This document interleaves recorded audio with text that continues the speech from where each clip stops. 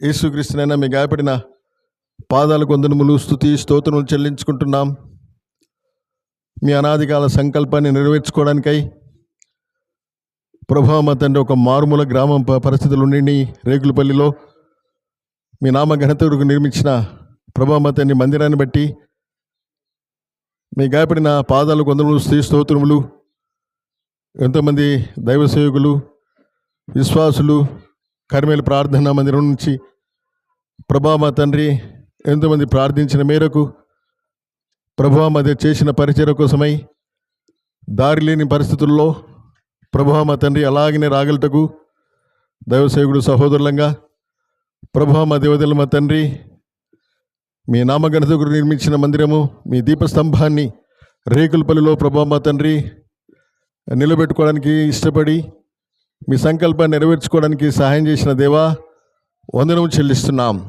ప్రభువా మా తండ్రి రాను రాను ప్రభువా మా దేవా ఈ ప్రేమ విషయంలో ఆది ప్రేమ మర్చిపోకుండా ఉండటానికై మీరు కలగజేసిన ఈ తరుణాన్ని బట్టి వందనము చెల్లిస్తున్నాం. మీ దాసుడు సహోదరుడు ప్రభువా మా దేవా దైవముల ఆదరణ తన కుటుంబాన్ని బట్టి వందనము స్తోత్రములు మీరు ఏర్పాటు చేసుకున్నారు. మీ పరిచరణ అప్పగించారు. ఇక్కడ మీ గొర్రెలను మీ అందరిని కాయడానికి మీ కాపరిగా ఉంచుకున్నారు. అందుని బట్టి వందనములు స్తోత్రములు. ప్రభువా మా దేవా దైవముల తండ్రి కొంతమంది సహోదరులు సహోదరులు గతించిపోయారు. ఉన్న సహోదరులు పెద్దలను విశ్వాసులను బట్టి వందనములు చెల్లిస్తుంటున్నాం. ప్రభువా మా దేవా అందరి సహకారంతో ఈనాడు ఒక ప్రభువా మా తండ్రి విందును కలిగి ఉండాలని, ప్రేమ విందును కలిగి ఉండాలని ప్రభువులో నిజంగా మేము బ్రతికించాడు దేవుడు. గత సంవత్సరం అంతా కాపాడాడు. నూతన సంవత్సరంలో 25వ సంవత్సరంలోకి ప్రవేశింపజేశాడు. నిజంగా ఆ సంతోషాన్ని మేము పురస్కరించుకొని ప్రేమ విందు కలిగి ఉంటున్నాం. మీరు కూడా రండి అని దైవసేవకుడు సోదరుడు ఎఫ్రాయిమును కుటుంబంతో సహోదరితో పాటు రాగటకు ప్రభువా మా తండ్రి మీరు ఏర్పాటు చేసిన ఈ దినాన్ని బట్టి వందనము చెల్లిస్తున్నాం. అన్న కూడా ప్రభువా మా తండ్రి అనేక రకాలుగా ప్రభువా మా తండ్రి బాధ్యతలు ఉన్నప్పటికీ, ఆయా స్థలాలకు వెళ్ళాల్సిన పరిస్థితులు ఉన్నప్పటికీ మీరు జ్ఞాపకం చేసుకొని ప్రభువా మా తండ్రి ఈ పరిచర్య కోసమే రేకులపల్లి రావడానికి మీరు సాయం చేసిన దేవా నేను కూడా నా హృదయమారం సంతోషిస్తూ మీకు కృతజ్ఞతాస్తులు చెల్లిస్తున్నాను. నాయనా మా దేవా దైవముల మా తండ్రి పరిచర్య కోసమై ఇంతకు పూర్వం కర్మేలుకు అన్న రాగలిగారు. ప్రభువా మా తండ్రి బాప్తిజ సాక్ష్యాల కోసమై స్వతహాగా ప్రభువా మా తండ్రి మా కూతుర్లు కూడా అక్కడ బాప్తిజం తీసుకోవడానికి మీరు అనుగ్రహించిన ఆ పరిస్థితిని బట్టి కూడా వందనము చెల్లిస్తున్నాం. పరిచర్యను నిలుపుకుంటూ ప్రభువా మా తండ్రి కాపాడుకుంటూ అనేకులను ఆత్మలను ప్రభువా మా తండ్రి మీ దరికి చేరుస్తూ నడిపిస్తున్న అన్న పరిచర్యను బట్టి కూడా వందనము చెల్లిస్తున్నాం. ఈ సమయంలో ప్రభువా మా దేవదైవముల మా తండ్రి మీ దాసుని ద్వారా సంఘానికి క్షేమకరంగా మాకు ఆత్మలకు ప్రభువా మా తండ్రి ఆశీర్వాదకరంగా ప్రభువా మా తండ్రి మీ దాసుని వాడుకోమని కూడా ప్రార్థన చేస్తున్నాను. అన్న స్థానికంగా ఉన్నటువంటి ప్రభువా మా తండ్రి అన్నను బట్టి లాజరన్నను బట్టి కుటుంబాన్ని బట్టి మరొకసారి వందనము చెల్లిస్తున్నాము. నాయన పరిచర్య ఆశామషి కాదు. అటు అనుభవంలో నేను కూడా ప్రభువా మా తండ్రి అన్ని విషయాలు క్షుణ్ణంగా పరిశీలించి ప్రభువా మీ పరిచర్యను ఆపడానికి మేమెవరము ఒకనొక దినమున ప్రభువా మా దేవదైవముల మా తండ్రి హెబ్రోన్లో మాట్లాడిన మాట ఎన్నో వ్యయ ప్రయాసాలు కూర్చి ప్రభు ఎన్నో ఆటంకాలు కూర్చి ప్రభువా మా దేవదైవముల మా తండ్రి కర్మేల్లో ప్రభువా మీ పరిశుద్ధమైన పరిచర్యను నిలబెట్టుకోవడానికి ప్రభువా మా తండ్రి మేము సహోదరులంగా అలాగా ప్రభువా మా తండ్రి రాజన్న చంద్రన్న నేను మరి సహోదరులు కొంతమంది అలాగే ప్రభువా మా తండ్రి కలిసి నిలవడానికి పరిచర్య చేసిన పరిస్థితులను బట్టి మీ పాదాలు కొంతమంది చెల్లిస్తున్నాను. ప్రేమతో ప్రభువా మా తండ్రి నేను కూడా రాగలిగితిని. నా దేవా దైవముల మా తండ్రి ఈ దినమున ఈ పరిచర్య అంతటిలో తోడుగుండండి. వంటలు చేస్తున్న బిడ్డలను కూడా మీరు జ్ఞాపకం చేసుకోండి. రుచికరంగా ఉండడానికి సాయం చేయండి. అలాగే ప్రభువా ఆ ప్రాంతాల నుంచి ఎవరైతే బయలుదేరుతున్నారో వారు కూడా క్షేమంగా రాగలటకు సాయం చేయండి. నాయన ఎవరు కూడా వృధా పోకుండా నిజంగా మీ వాక్కులను మేము కూడా వినగలటకుండా మీ కృప గ్రహించమని తోడుగుండుమని మీ ప్రసన్నతను పెంచుకోవాలన్నారా చూడాలి. ప్రభువా మా దేవదైవముల తండ్రి ప్రతిది కూడా మర్యాదగా క్రమంగా జరుగులాగునను ప్రభువా మా దేవదైవముల అల్లరికి కర్తగారు గనక ప్రభువా మీ దాసుడు సహోదరుడు ఆదరణ నడిపిస్తుండగా మీ కృప గ్రహించి తోడుగుండమని ఈ ప్రారంభాన్ని మీరు జ్ఞాపకం చేసుకోమని యేసుక్రీస్తు వారి దివ్యనామమున ప్రార్థించి అడిగి స్తుతించి వేడుకుంటున్నాము తండ్రి. ఆమేన్.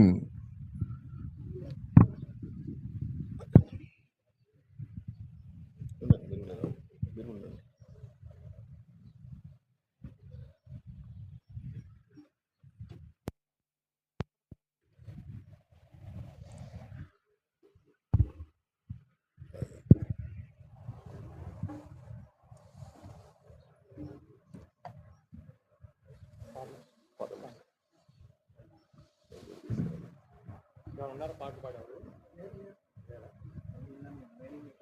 మీరు వస్తారా?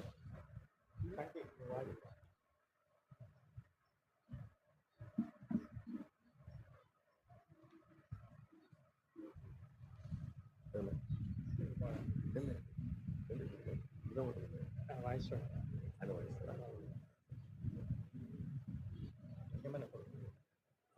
లాస్ట్ అదే రోడ్ ప్రొఫెసర్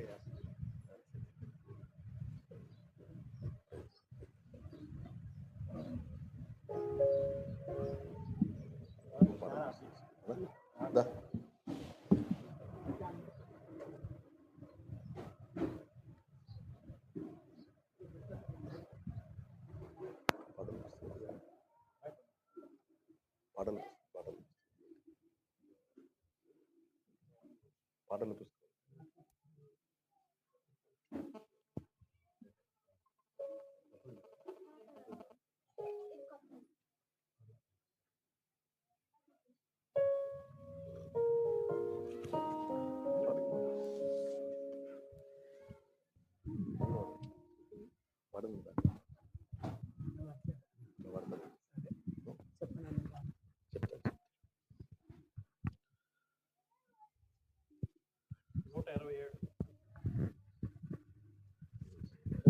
పాట సంఖ్య 127, సాంగ్ నెంబర్ 127, 127వ పాట.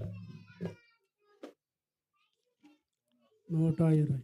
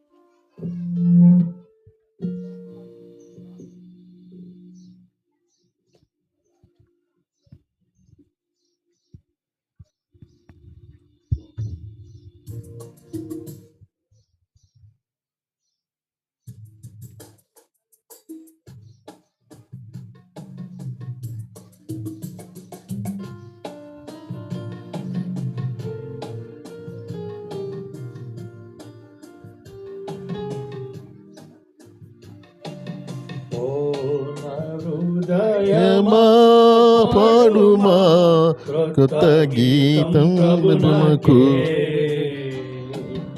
ఎంతో ఆనందం వర్ణింపజాల, ఎంతో ఆనందం వర్ణింపజాల, ఎంతో ప్రభు ప్రేమ. హృదయమా పాడుమా నందు స్వాస్థ్యము చేసే తన సంకల్పం అద్భుతమాది. నందు స్వాస్థ్యము చేసే తన సంకల్పం అద్భుతమాది. భూమి పునాది వేయక మునిపే, భూమి పునాది వేయక మునిపే ఏర్పరచుకొనెను. హృదయమా పాడుమా, ఓ హృదయమా పాడుమా కొత్త గీతం ప్రభునకే. ఎంతో ఆనందం వర్ణింపజాల, ఎంతో ఆనందం వర్ణింపజాల, ఎంతో ప్రభువు ప్రేమ. హృదయమా పాడుమా క్రీస్తు నందు నన్ను క్షమించి రక్తము కార్చి కడిగేను నన్ను. క్రీస్తు నందు నన్ను క్షమించి రక్తము కార్చి కడిగేను నన్ను. విడిపించి నన్ను నీతిగా తీర్చి విడిపించి నన్ను నీతిగా తీర్చి పవిత్ర పరచెను. హృదయమా పాడుమా ఓ నా హృదయమా పాడుమా గీతం ప్రభునకే. ఎంతో ఆనందం వర్ణింపజాల ఎంతో ఆనందం వర్ణింపజాల ఎంతో ప్రేమ. హృదయమా పాడుమా క్రీస్తులో నన్ను దానికి పిలిచి చేర్చి కృత వ్యక్తిగా చేయ. క్రీస్తులో నన్ను దానికి పిలిచి చేర్చి కృత వ్యక్తిగా చేయ. కూర్చేను ప్రభు లజ్జపు గోడ కూర్చేను ప్రభు గొప్ప గోడ కోరి చేరియుండెను. హృదయమా పాడుమా హృదయమా పాడుమా గీతం ప్రభుకే. ఎంతో ఆనందం వర్ణింపజాల ఎంతో ఆనందం వర్ణింపజాల ఎంతో ప్రభు ప్రేమ. హృదయమా పాడుమా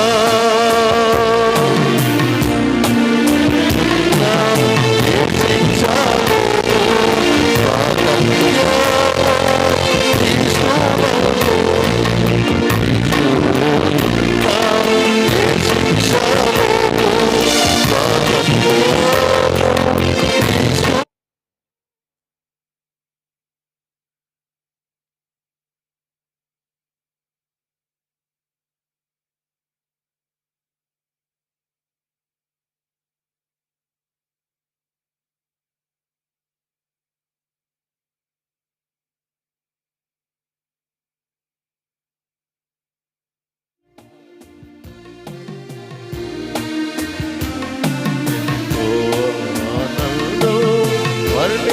వర్ణింపజాల ఎంతో ఆనందం వర్ణింపజాల ఎంతో ప్రభు ప్రేమ.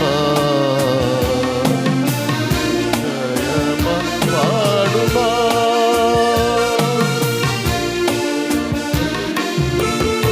ఆశీర్వాదం శాంతి ఆనందం దొరికేను మనకు. క్రీస్తులలోనే ఆశీర్వాదం శాంతి ఆనందం దొరికేను మనకు. క్రీస్తు మహిమ దేవునకై పిలిచే క్రీస్తు మహిమ దేవునకై పిలిచే. హల్లెలూయా పాడను పాడుమా హృదయమా పాడుమా గీతం ప్రభుకే. ఆనందం వర్ణింపజాల ఎంతో ఆనందం వర్ణింపజాల ఎంతో ప్రభు. హృదయమా పాడుమా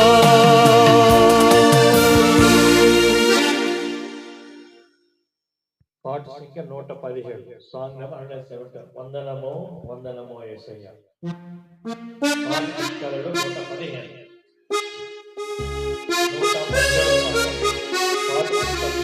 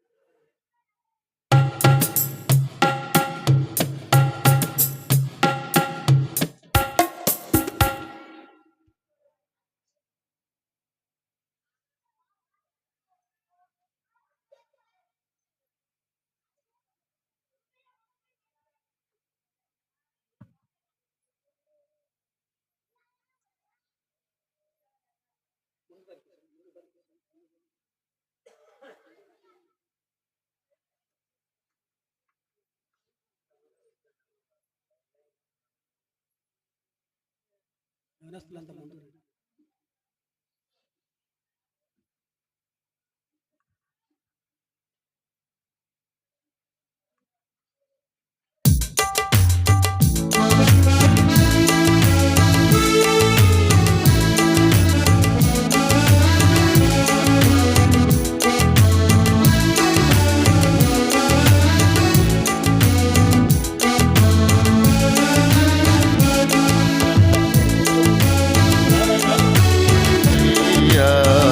వందనమో వందనమే సయ్యా అందుకొనుము మా దేవా మాదు నందనమందుకొనుమయ్యా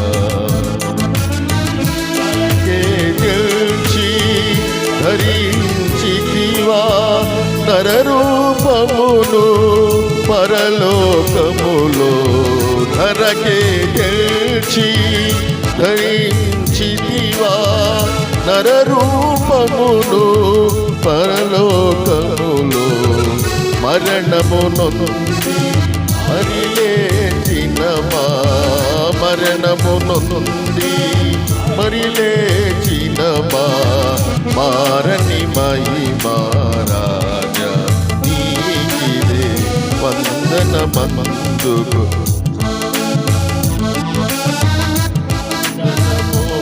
వందనమే సయ్యా వందనమో వందనమే సయ్యా అందుకొనుము మా దేవా మాదు వందనమందుకొనుమయ్యా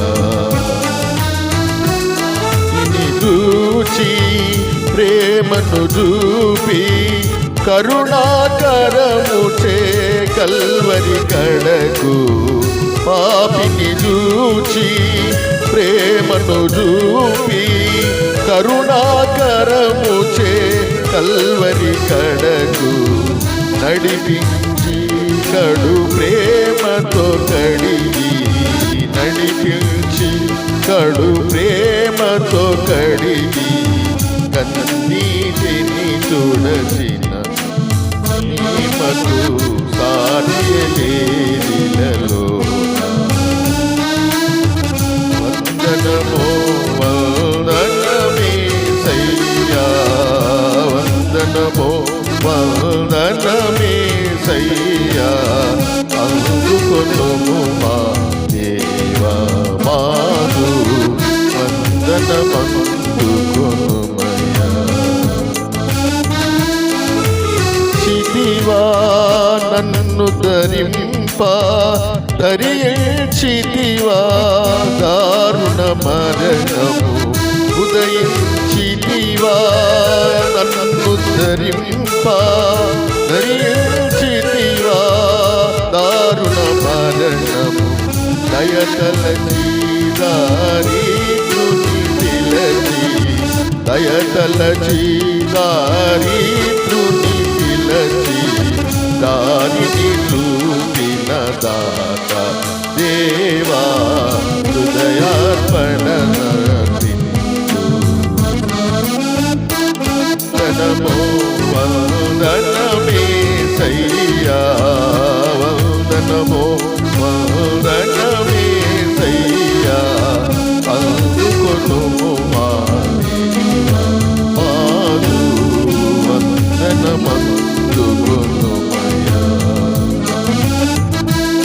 నాదుడను నానాదుడా అందమై నాకు పండగను ఆనాదుడను నానాదుడా అందమై నాకు పండగను అందుడ నేను నాడెల్దమునా అందుడ నేను నాడెల్దమునా నుండి నడిపించుట తుది పాత్రుట వందనమో వందనమే సయ్యా వందనమో వందనమే సయ్యా అందుకొనుము మా వందనమాడుకొనుమయ్యా. జగమున వీడి పరమున కరిగి పరిశుద్ధాత్మను వరమును వీరిగా, జగమును వీడి పరమున కరిగి పరిశుద్ధాత్మను వరమున కరిగా, నరులకై వరద ధరలో పోసిన, నరులకై వరద ధరలో పోసిన దురిత దూరుడ రావా రాజా, నీకిదే నా స్తుతియాగం. వందనమో వందనమే సయ్యా, వందనమో వందనమే సయ్యా, అందుకొను మాదు వందనమందుకొను. పరము నుండి పరిశుద్ధులతో పరిపూర్ణ ప్రభు ప్రభావముతో, పరము నుండి పరిశుద్ధులతో పరిపూర్ణ ప్రభు ప్రభావముతో, రవిమనుడా ప్రత్యక్షం బగుదు, రవిమనుడా ప్రత్యక్షం బగుదు, అక్షయ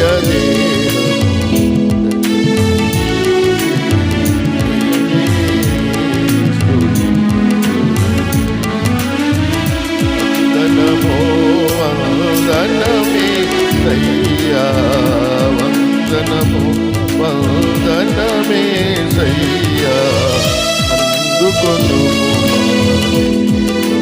మాదు వందనమందుకొను.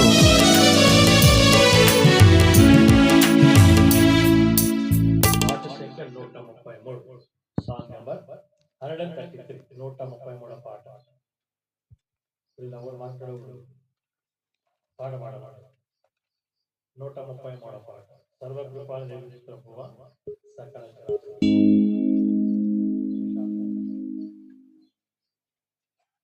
కొత్తది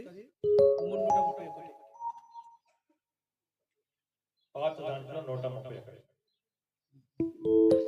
కొత్త పుస్తకాలు 133, పాత దాంట్లో 131.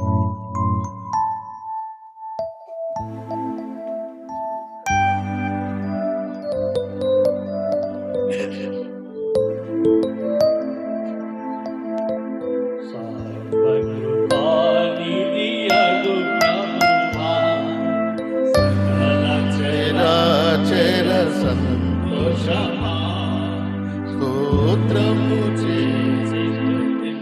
చేదము, సంతసముగా నిన్ను పొగడెదము. హల్లెలూయా హల్లెలూయా హల్లెలూయా హల్లెలూయా హల్లెలూయా అని పాడెదను, ఆనందముతో సాగెదను, ఆనందముతో సాగెదను. ప్రేమించి నన్ను వెదకితివి, ప్రీతితో నన్ను రక్షించితివి, ప్రేమించి నన్ను వెదకితివి, ప్రీతితో నన్ను రక్షించితివి, పరిశుద్ధముగా జీవించుటకై పాపిని నన్ను కరుణించితివి, పరిశుద్ధముగా జీవించుటకై పాపిని నన్ను కరుణించితివి. హల్లెలూయా హల్లెలూయా హల్లెలూయా హల్లెలూయా హల్లెలూయా అని పాడెదను, ఆనందముతో సాగెదను, ఆనందముతో సాగెదను. సకల శ్రమలను భవింప అనుదినము కృపణీచితివి. అల్పకాల శ్రమలను భవింప అనుదినము కృపణీచితివి. నాధుని అడుగు జాడలలో నడచుటకు నన్ను పిలచితివి. నాధుని అడుగు జాడలలో నడచుటకు నన్ను పిలచితివి. హల్లెలూయా హల్లెలూయా హల్లెలూయా హల్లెలూయా హల్లెలూయా అని పాడెదను. ఆనందముతో సాగెదను. ఆనందముతో సాగెదను. మరణ శరీరము మార్పునోది మహిమ శరీరము పొందుటకై. మరణ శరీరము మార్పునోది మహిమ శరీరము పొందుటకై. మహిమాత్మతో నన్ను నింపితివి. మరణ భయములను తీర్చితివి. మహిమాత్మతో నన్ను నింపితివి. మరణ భయములను తీర్చితివి. హల్లెలూయా హల్లెలూయా హల్లెలూయా హల్లెలూయా హల్లెలూయా అని పాడెదను. ఆనందముతో సాగెదను. ఆనందముతో సాగెదను. భూమి నుండి శ్రేష్ఠ ఫలముగను దేవునికి నిత్య స్వాస్థ్యముగా. భూమి నుండి శ్రేష్ఠ ఫలముగను దేవునికి నిత్య స్వాస్థ్యముగా.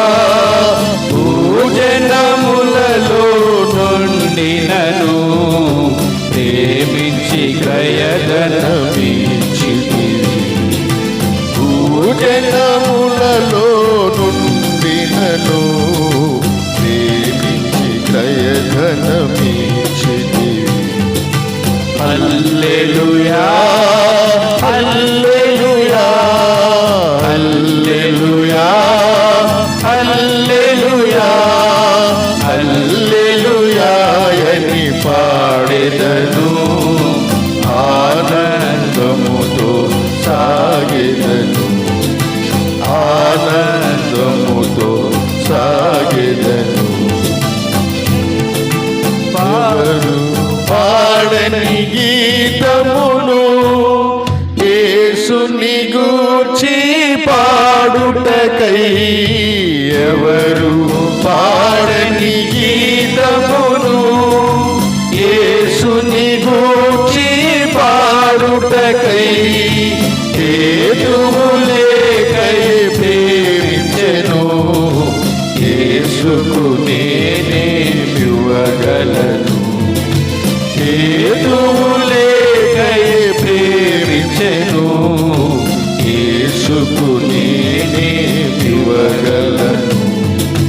హల్లెలూయా హల్లెలూయా హల్లెలూయా హల్లెలూయా హల్లెలూయా అని పాడెదను. ఆనందముతో సాగెదను. ఆనందముతో సాగెదను. మనం ఇప్పుడు వాక్యం విందాం.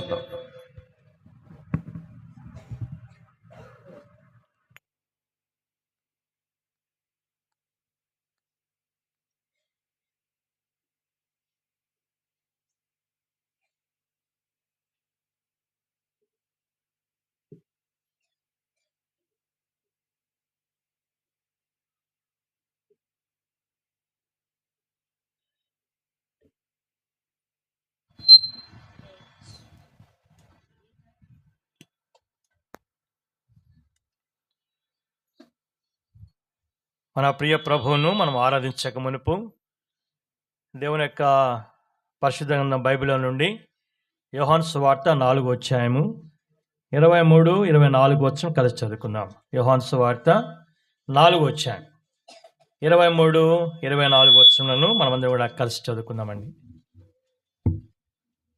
ఎవరు మాట్లాడకూడదు, పిల్లలు మీరంతా చాలా మంచోడు కదా. ఏ బిడ్డ,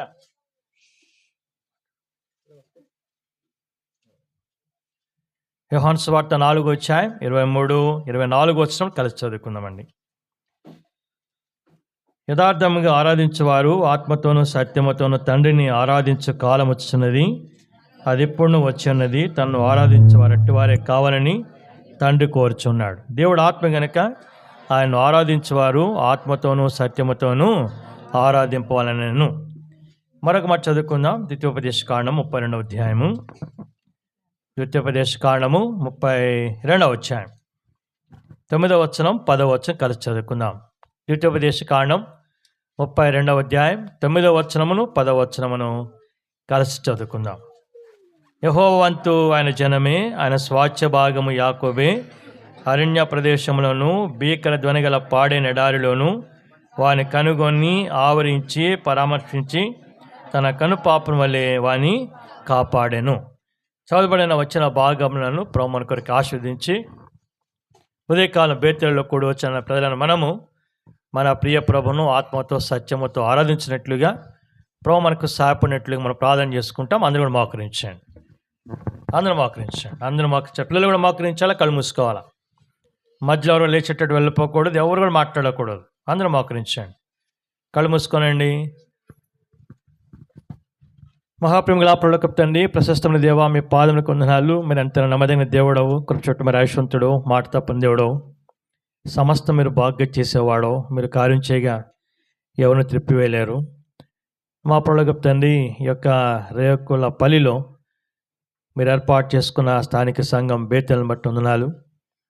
నాడు ఆరంభించబడిన పరిచయం నేటి వరకు కూడా మీరు కొనసాగింప చేస్తూ ఎంతైనా చాలటువంటి ప్రభుడిగా, జమాడుగా, కాపురిగా, శిరస్సుగా, ఆశ్రయంగా, దుర్గం నడిపిస్తూ వచ్చేందుకు వందనాలు. మీ కార్యములు ఎంతో గొప్పవి, దొడ్డ వందనికే మేము పూజిస్తుంటున్నాం. ప్రియ పరలోకపు తండ్రి, సంఘపక్షంగా మీరు చాలటువంటి ప్రభుడుగా ఉండి చిన్నమంద భయపడుకుని సెలవిచ్చినట్లుగా మీరు చిన్నమంద పక్షముగా మీరు చాలటువంటి ప్రభుడుగా ఉండి కాపురిగా నడిపిస్తుందికే మేము పూజిస్తుంటున్నాం. ఈ నూతన సంవత్సరం వారు ప్రవేశపెట్టారు, నూతన వాగ్దానం వారికి అనుగ్రహించేందుకే మీకు వందనాలు. మా తండ్రి, వారు మాత్రమే మమ్మల్ని కూడా నడిపించేందుకే మేము గణపరుస్తుంటున్నాం. ఈ దినమైన ప్రభుదినంగా నేను ఆత్మతో సత్యముతో ఆరాధించడం కొరకాయ మీ సన్నిధిలో సమకూర్చిన ప్రేమకే వందనాలు. అత్యున్నతమైన సింహాసనం ముందు ఆశ్రయుడైన దేవుడవు, హెచ్చించబడిన ప్రభుడవు కనుక తండ్రి ప్రభువా, మా దేవునికి, మా గొర్రెపిల్లకు, మా రక్షణకై స్తోత్రమని దేవా మీరు ఎలుగెత్తబడి ఆరాధించబడుతుండగా పరమందు ఏహమందు ప్రభావ మేము కూడా మీరు ఆరాధించడం కొరకాయ మనం సమకూర్చేందుకు వందనాలు. ఈనాడు ప్రపంచమంతట్లో నీ రక్తం చేత విమోచించబడిన ప్రజలంటి వారు ప్రభావ మీ సింహాసనం ఎట్ట సాగిలపడి మేము గణపరుస్తూ మహపరుస్తుండగా ఈ స్థలం మందు ప్రభావ మేము కూడా నేను మహపరచడం కొరకాయ ఇటు అవకాశం ఇటు ఆధిక్యత మాకు కలిగించినందులకాయ మీకు వందనాలు. స్థానిక సంఘాన్ని బట్టి, మీ దాసుని బట్టి, కుటుంబాన్ని బట్టి ప్రభావ జరిగించబడుతున్న ప్రతి పరిచర్యకే మేము పూజిస్తుంటున్నాం. సంఘం మీది, ప్రజలు మీ వారు, కార్యాలు మీ ఉన్నందుకే మేము కనపరుస్తుంటున్నాం. నేను మా తండ్రి ఉదయకాలం మందు కూడి వచ్చి మనందరం జ్ఞాపకం చేసుకున్నాము. మా మధ్య మీరు ఆశ్రయుడివై మీ సర్వభౌమాధికారం కింద, మీ సరస్వత్వం కింద సమస్తం కూడా మీరు మేలుకరంగా జరిగించవలసిందిగా ప్రార్థన చేస్తుంటున్నాం. మా తన పాత్రలు మా యోగ్యమైన మమ్మల్ని నడిపించారు. సమస్త వినిగినవాడు తను మీరే మాకు చాలంటే దేవుడిగా ఉన్నందుకే మీకు వందనాలు. కనుక ప్రియ తండ్రి, ఉదయకాలం మందు ఆ పాత్ర యోగ దాసును కూడా మరుగుపరుచుకొని నీ మహిమ కొరకాయ, నీ పిల్లల క్షేమం కొరకాయ ప్రార్థన మీ యొక్క అభిషేకాలను ఉంచుకొని కొలతను మీ ఆత్మను నిగ్రహించి మీరు బలపరిచి వాడుకోసం మనం చేస్తున్నాం. కూడి వచ్చే ప్రతి వారు కూడా ఆత్మీయంగా మేలు, ఆశీర్వాదం, దీవెన, తృప్తి మొత్తం సమృద్ధిగా పొందుకోగలిగినట్లుగా, క్షమస్థితి కలిగినట్లు సాయం చేయము. మొత్తం మీరే సమస్త మనకు ఆధారభూతి కనుక మేలుకి జ్ఞాపకం చేసుకుంటారని మా బంధువులు అయితే మంచి క్షమించి రక్తంతో కడిగి ప్రార్థన మీ పరిస్థితికి చాలా వెలిగించి నీకు మహిమ తెచ్చుకుంటారు. విశ్వాసంతో పవర్ నొప్పి సిస్టమ్ సమస్తం హస్తగతం చేస్తుంటున్నాం. సమస్తం మేలుకరంగా కేవలం నీకు మహిమకరంగా మేము కూడి వచ్చి మా అందరికీ ఆశీర్వాదకున్నట్లు సహాయపడుతూ అవస్థని చదవడం వచ్చిన భాగములు నా కొరకు మా కొరకు ఆశీర్వదించి ఆరాధన కొరకు కావాల్సిన తలంపులు మీరు అనుగ్రహిస్తున్న విశ్వాసంతో యేసు యొక్క శక్తులను నామ స్థుతించి అడిపెట్టుకుంటున్నాం తండ్రి. ఆమేన్. దేవుని యొక్క ప్రజలంగా ప్రతి ఆదివారం ఈ రీతి మన ప్రభు సన్నిధికి వస్తుంటున్నాం. ప్రభును మనము ఆరాధించేవారు ఉంటున్నాం. కాబట్టి దేవుణ్ణి ఆరాధించడం అనేది ఎంతో శ్రేష్టమైన అనుభవం. మనం ఎంతగా మనం ప్రభు ఆరాధన చేస్తుంటామో అంతగా మనం ఆత్మీయంగా బలం పొందుకునే వారు ఉంటాం. వాస్తవంగా మనం ఎక్కువగా ప్రార్థన చేస్తాం కానీ ఎక్కువగా ప్రభును ఆరాధించాం. ఎప్పుడు కూడా ప్రభు దగ్గర నుండి ప్రభువా మాకు అది దయచేయి, ఇది దయచేయి, అది ఇవ్వు, ఇదని అడుగుతాం కానీ ప్రభువా నువ్వు గొప్ప దేవుడు, నా మంచి దేవుడవు, నువ్వు రక్షకుడవు, నా కాపురవి, మాకు చాలిన వాడు అని ఎప్పుడు కూడా ప్రభుని గురించి ఆరాధన మనము చేయం. అయితే ఏ విశ్వాసి ఎక్కువగా ప్రభువును ఆరాధన చేస్తారో ఆ విశ్వాసి ఆత్మీయంగా చాలా బలమైన వ్యక్తిగా ఉంటాడు. కాబట్టి దేవుని యొక్క ప్రజలను మనం గుర్తించవలసిన సత్యం ఏంటంటే మనం కొంతకాలం ఈ లోకంలో ఉంటాం, ఒక దినాన్ని లోకాన్ని విడిచిపెడతాం, తర్వాత మనం ప్రభు దగ్గరికి వెళ్ళిపోతాం, పరలోకానికి వెళతాం. పరలోకానికి వెళ్ళిపోయిన తర్వాత అక్కడ ప్రార్థన ఉండదు. చెప్పండి, అక్కడ ఏముండదు? ప్రార్థన ఉండదు. పరలోకానికి పోయినాక మనం చేసే పని ఏంటంటే ఎప్పుడు ప్రభుని ఆరాధించడమే. చెప్పండి, ఏం చేయాలి? ప్రభుని ఏం చేయాలి? మనం ఆరాధించాలి. కాబట్టి మనము ఆరాధన అనేది భూలోకంలో మనం నేర్చుకోవాలి. కాబట్టి మనం ఎంతగా ప్రభుని ఆరాధన చేస్తుంటామో అంతగా మనం ధన్యులుగా పిలవబడుతున్నాం. సరే, ఇప్పుడు మనం ఆరాధన చేసేటప్పుడు ఎలాగ చేయాలంట? దేవుని వాక్యం చెప్తుంది. మనం చదువుకున్న వాక్య భాగంలో యోహాను సువార్త 4:23 ఏమంటాడంటే, అయితే యథార్థముగా ఆరాధించువారు. కాబట్టి యథార్థముగా ఆరాధించువారని ఏమంటాడంటే ఆత్మతో సత్యముతో ఆరాధన చేయాలి. చెప్పండి, ఎలా ఆరాధించాలి? మనము ఆత్మతో, రెండుది ఉండాలి మనకు, సత్యముతో ఆరాధన చేయాలి. ఈ రెండు మాటల ముందు ఒక మాట ఏమాడంటే యథార్థముగా అన్నాడు. చెప్పండి, ఏమన్నాడు? యథార్థముగా. ఇప్పుడు గమనించండి, ఎందుకు మన ఆరాధన యథార్థంగా లేదు అనే దాని కొరకే ఒక 3 మాటలను మీకు జ్ఞాపకం చేస్తాను బైబిల్లో నుండి. మలాకీ గ్రంథము 1వ అధ్యాయం చూడండి. మలాకీ గ్రంథం దయచేసి ఎవరా డబ్బులు పడతాయి నీవు మాట్లాడు, అమ్మను కూర్చో, మాట్లాడకూడదు. మలాకీ గ్రంథం 1వ అధ్యాయము,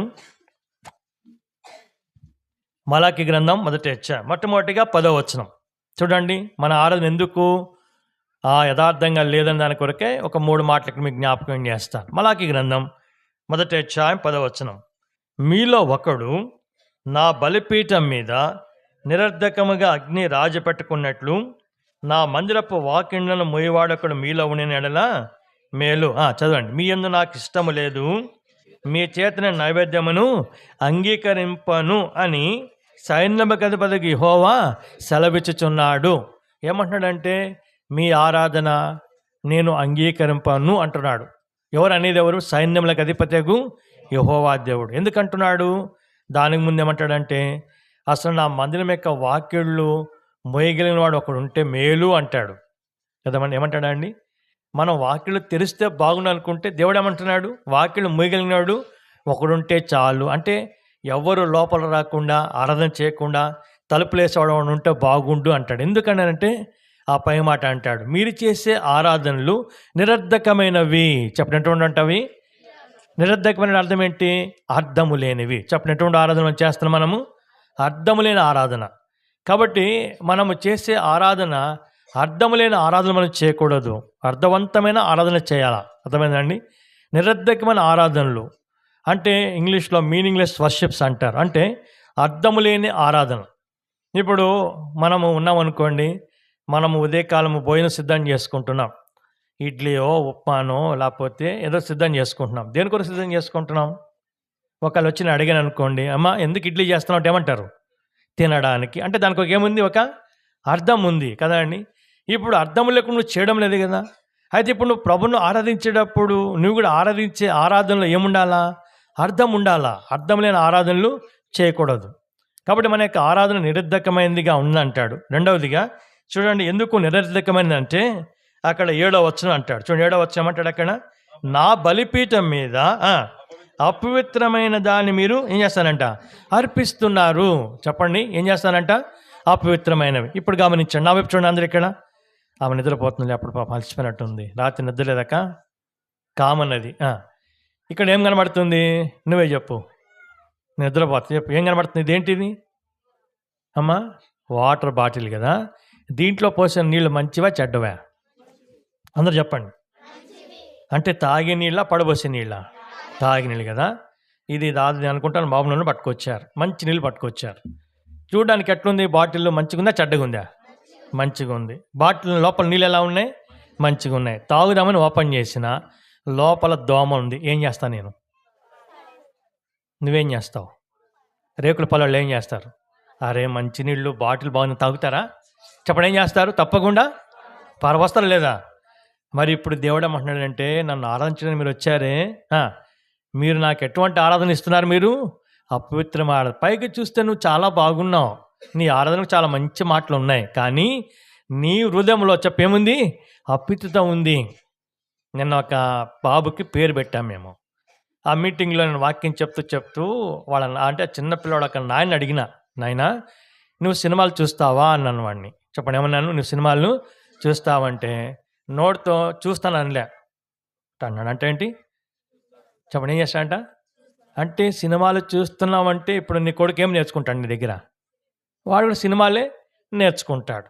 ఇప్పుడు చూడండి, సోమవారం నుండి శనివారం దాకా మనం ఊర్లో బూతులు మాట్లాడుంటాం, అబద్ధాలు చెప్తుంటాం, ఏమండి సినిమాలు చూస్తుంటాం. అక్కడ సినిమాలు చూపినా జబర్దస్తులో, పటాసులో ఇంకేమి ఉన్నాయి కదా, ఇవన్నీ చూస్తాం. ఆదివారం వచ్చేమంటున్నాం, దేవా నీవే నా దేవుడు అని ఆరాధన చేస్తున్నాం. కాబట్టి ఇప్పుడు ఈ ఆరాధనకి అర్థం ఉందా లేదా? మీరు చెప్పండి. అర్థము లేదు. మన యొక్క ఆరాధన ఎటువంటిది? అది అపవిత్రమైనది. చెప్పినటువంటి ఆరాధన. కాబట్టి అటువంటి ఆరాధన ప్రభుకు వద్దంట. చూడండి, అటువంటి ఆరాధన వద్దంట. మూడో మాట చెప్తాను చూడండి, 8వ వచనం. ఎలాంటి ఆరాధన అనిపిస్తున్నాం ఆయనకు? 8వ వచనం చదవండి. గుడ్డి దానిని తీసుకొని బలిగా అర్పించడలా అది దోషము కాదా? కుంటిదానైనను రోగముల దానైనను అర్పించినడలా అది నీకు దోషము కాదా?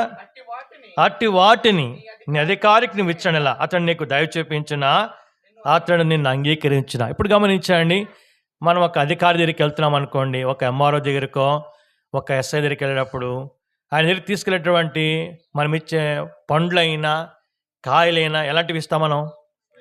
ఏమండి, పుచ్చిపోయినవి పడేసి తీసుకెళ్ళిస్తామా? ఒకడు అలాంటివి ఇస్తే ఆయన అంగీకరిస్తాడా? అంగీకరించాడు. కాబట్టి ఇప్పుడు ఒక ఆఫీస్ దగ్గరికి ఎలాంటివి ఇస్తాం మనం? మన దగ్గర డబ్బులు లేకున్నా పక్కింటి వాళ్ళ దగ్గర ఒక 100-200 అప్పు చేసి మంచివి కొనుక్కొని చాలా చక్కగా కవలు పట్టుకెళ్ళి ఎవరికి ఇస్తాం? అధికారికి ఇస్తాం. ఎందుకు? అధికారి యొక్క దయను మనము పొందుకోవాలా అని. అంటే అధికారులు మనం ఇచ్చినప్పుడు మనల్ని చూసి సంతోషించాలా, మనల్ని ఇష్టపడాలని. మరి జీవుల దేవుని దగ్గరికి వచ్చినప్పుడు నువ్వు కుంటిదాన్నో గుడ్డిదాన్నో మూగదాన్ని తీసుకొచ్చిస్తే మరి దేవుడు అంగీకరిస్తాడా?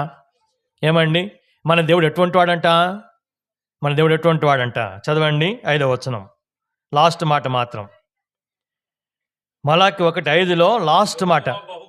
యెహోవా బహు ఘనుడు. చెప్పినటువంటి దేవుడు మన దేవుడు బహు ఘనమైనటువంటి దేవుడు. చెప్పినటువంటి దేవుడు మన దేవుడు మామూలు దేవుడు కాదు, బహు ఘనమైన దేవుడు. 2వ మాట 14 వచ్చిన ఫస్ట్ లైన్. ఘనమైనటువంటి మహారాజు. ఘనమైనటువంటి దేవుడు. రెండవదిగా ఘనమైనటువంటి రాజు కాదు. ఎవరంట ఆయన? మహారాజు. మరి ఇప్పుడు ఆ ఘనమైన దేవునికి, ఘనమైన మహారాజుకు మనం ఇచ్చే ఆరాధన కుంటిదో గుడ్డిదో అపవిత్రమైనది ఇస్తే దేవుడు ఇష్టపడతాడా?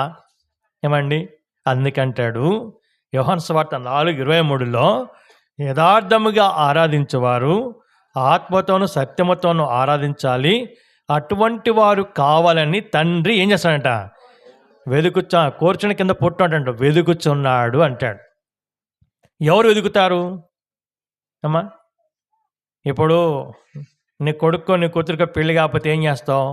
సంబంధం వెతుకుతావు. ఇప్పుడు నీ కొడుకు పెళ్లి చేసినాక సంబంధం వెతుకుతావా? అయిపోయింది. అంటే ఇప్పుడు దేవుడు వెతుకుతూ ఉన్నట్టు అర్థం ఏంటి? ఇంకా దొరకలేదు. ఎవరు దొరకలేదు అంటే యథార్థముగా ఆత్మతో సత్యముతో ఆరాధించేవారు దొరకలేదు. కాబట్టి ఇప్పుడు అటువంటి వారు ప్రభుకు కావాలంట. ఇప్పుడు మనం ఎలాంటి వారు ఉండాలనంటే ప్రభు సన్నిధిలో మనం ప్రభుని ఆరాధించేటప్పుడు యథార్థముగా ఆత్మతో సత్యముతో మనము ఆరాధించాలి. పెదవులతో మనం ఆరాధన చేయకూడదు. చెప్పండి, నా దేవుడవు, నా కొండ, నా బండ, నా అండ, నా కోట, నా శైలము, నా ఉన్నత దుర్గము, ప్రభా నువ్వు ఇటు చేసినావు అది చేసినావు ఉట్టుట్టి మాటలని చెప్తుంటాం మనం కదండి. అంటే ఎవరిని పొగడాలని అంటే ఎవరిని ఇది చేయాలని చూస్తున్నావు నువ్వు అంటే ఆ మాటలు చెప్పి దేవుని ఏదో గొప్ప చేయాలి. కొంతమంది లోకల్ ఏమంటారంటే ఎక్కిచ్చారా ఎక్కడికంటే మునగ చెట్టు అంటారు. ఏ చెట్టు అండి? మునగ చెట్టు. అంటే మునగ చెట్టు ఎక్కిన అర్థం ఏంటి? అట్లా గాలికి లేపుతారనమాట. ఆ మునగ చెట్టు కర్ర ఎట్టుంటుంది? అది గట్టిగా ఉంటుందా ఊడిగా ఉంటుందా? ఊరికి ఊడి పడిపోతుంది. అంటే నేను లేపింది పైకి కింద పడేయడానికే. అంటే ఇప్పుడు మనం కూడా ఆరాధన ప్రభుని చెప్పేం చేస్తామండి? మునగ చెట్టు ఎక్కిచ్చేస్తాం కదా. అలాగ చేయకూడదు. యథార్థంగా మన ప్రభును ఆరాధన చేయాలా, సత్యముతో ఆరాధన చేయాలా. మన యొక్క ఆరాధన అనేది యథార్థమైనదిగా ఆత్మతో సత్యముతో కూడిందిగా ఉండాలి. అటువంటి ఆరాధన ప్రభు నేను నా నుండి కోరుకుంటున్నాడు. రెండవదిగా మనం ఎందుకు ఆరాధన చేయాలా? ఏమండి ఎందుకు ఆరాధన చేయాలా అని అంటే దానికి ఒక 2-3 మాట చెప్పి నేను ముగిస్తాను. 2 ద్వితీయోపదేశకాండం 32వ అధ్యాయం. ఎందుకు మనం ప్రభువుని ఆరాధన చేయాలా? ద్వితీయోపదేశకాండము 32వ అధ్యాయం దయచేసి 9వ వచనం చదవండి. ద్వితీయోపదేశకాండం 32:9. యెహోవా వంతు ఆయన జనమే, ఆయన స్వాస్థ్య భాగము యాకోబే. ఇప్పుడు గమనించండి, ఆయన స్వాస్థ్య భాగం ఎవరంట? యాకోబు. ఆయన వంతు ఎవరంటే ఆయన యొక్క జనమే. ఇప్పుడు చాలా జాగ్రత్తగా గమనించండి. యాకోబు యొక్క మనిషి ఇక్కడ కనబడతా ఉన్నాడు. ఇస్సాకు అనేటువంటి ఒక వ్యక్తికి 2 కుమారులు. పెద్దవాని పేరు ఏశావు, చిన్నవాని పేరు యాకోబు. యాకోబు అనే మాటకు అర్థం ఏంటంటే మోసగాడు. చెప్పండి, యాకోబు మాటకు అర్థం ఏంటి? మోసగాడు. ఇప్పుడు ఆ దేవుడు ఏమంటాడంటే నా స్వాస్థ్య భాగం ఎవరు? యాకోబే. చాలామంది పెళ్ళైనాక ఏమంటారంటే భార్య భర్తను పట్టుకొని అంటది ఏమంటుందంటే ఈ మనుషుడితో నేను మోసపోయినా. ఏ మనుషుడితో? ఇలాంటోడని తెలిసింటే పెళ్లి చేసుకున్న దాన్నే కాదు అని అంటుంది ఈమె.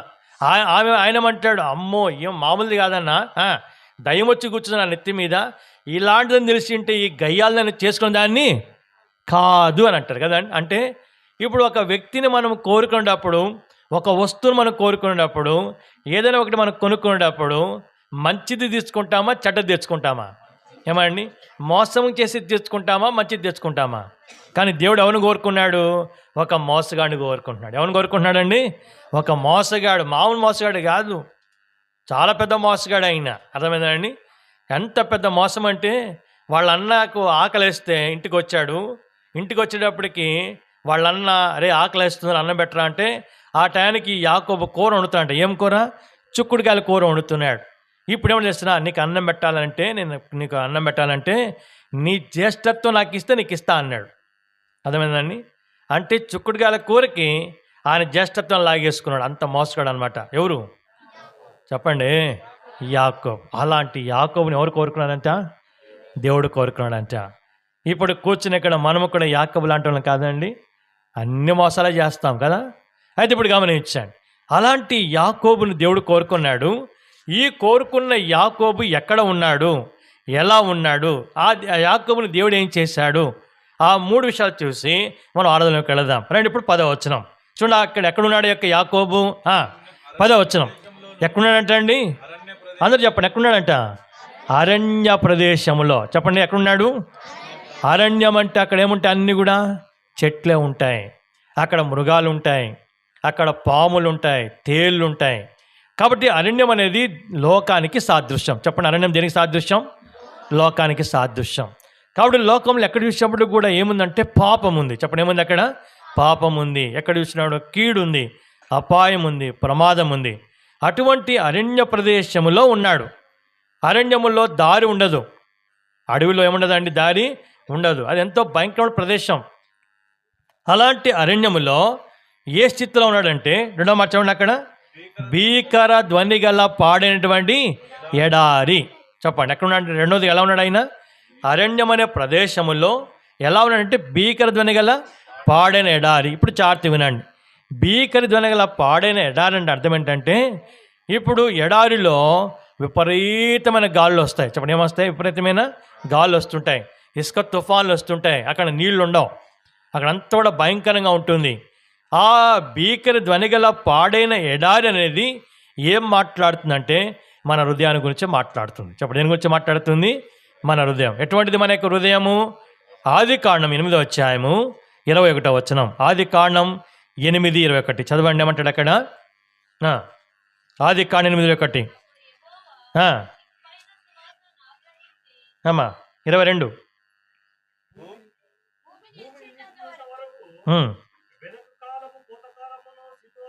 లేను 21 వచ్చినమే 21 వచ్చినని అమ్మ కిందకు వచ్చేస్తే టైం లేదు కదా. ఎందుకనగా నదుల హృదయాలోచన బాల్యము నుండే, ఎప్పటి నుంచి అంటే అండి, బాల్యము నుండే. ఇర్మియా గ్రంథం 2వ అధ్యాయం 13వ వచనం. ఇర్మియా గ్రంథము 2వ అధ్యాయము 13వ వచనం.